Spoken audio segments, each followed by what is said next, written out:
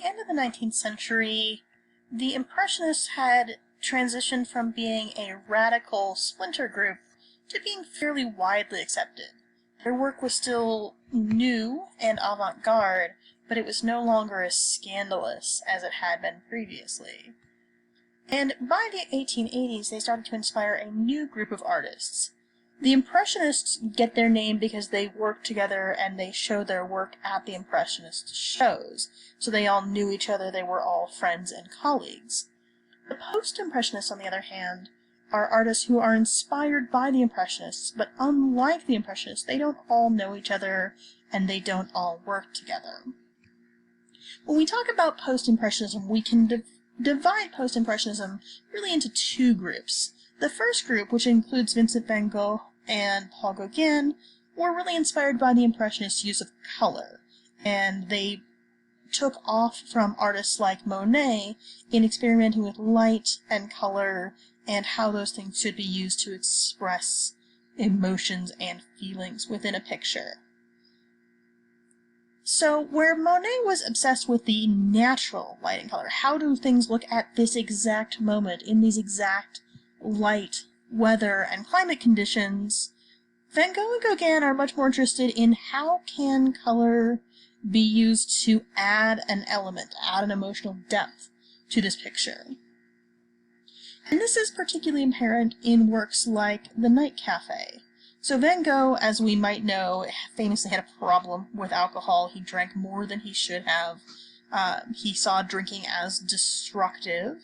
And we see this kind of mixed emotion, these condemnations of alcohol and of drinking in this painting. So what we see in this composition is the barman, the person who owns this cafe, standing in the center just behind the pool table.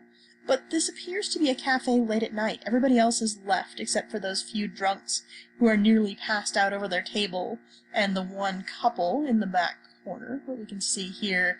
And the implication here is that she's very likely a prostitute, so that he's having a good time, but not necessarily in a way that Van Gogh, who had a very heavily religious background and actually worked as a missionary for a while, would likely have approved of.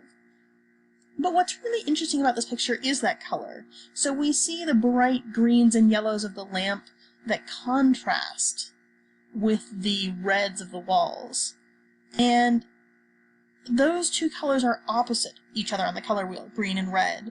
And this clash between those two colors, because they are opposite each other on the color wheel, makes this picture feel a little uncomfortable. Often people describe it as feeling slightly queasy. We also see that Van Gogh continues another element of Impressionist painting here, which is this heavy application of paint to the canvas, what we call impasto.